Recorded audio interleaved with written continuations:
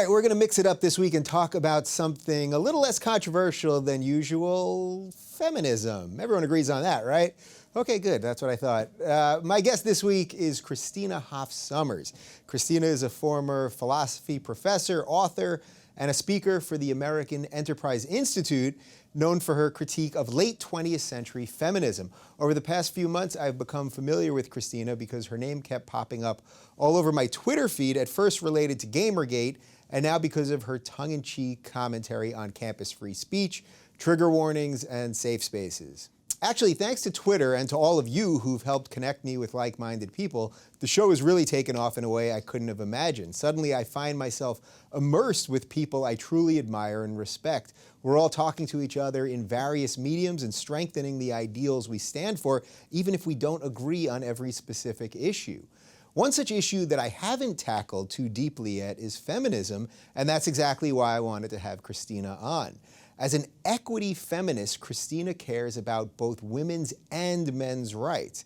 You know, that whole two things can be true at once idea that I've been talking about? I should say that feminism in and of itself isn't one of my bread and butter topics. As you guys know, I love discussing politics, foreign policy, religion, secularism, and more, but haven't done a ton on the topic of feminism. Of course, the argument could be made that feminism and the fight for women's rights is an absolute through line through all of the topics I just mentioned. Generally speaking, where women are treated with equality, we see fairer societies with more secular values and less radicalism. This isn't a coincidence, nor is it something that should be overlooked. Actually, if anything, it should be embraced. If a society treats their women fairly, it is almost always a more successful society on every other front. The battle for equality of women has been different all over the world and continues in almost every form today. This is one of the main issues that I want to discuss with Christina. How has the battle for equality evolved over the years? Have there been unintended consequences by coming so far in the battle? Has feminism morphed into something that feminists of the 1960s wouldn't even recognize today? And what happens when an equality movement actually accomplishes its goals? Do we move on to what's next, or does the battle never truly end? As you can see, I've got a lot of questions, and I hope Christina has some of the answers. For me, the battle for women's rights is the same battle that has been fought by the other for all time. I want women to have 100% of the opportunity that men have. I want the doors to be open and the glass ceiling to be shattered.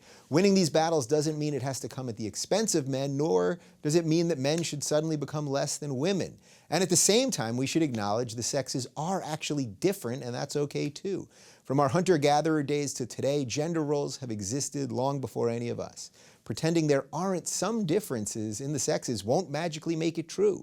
Perhaps we can try to embrace these differences rather than tacking labels on everyone and thinking that one group's equality can only come at the expense of another group's opportunity. If men are from Mars and women are from Venus, then perhaps it's time we brought both sexes back to Earth.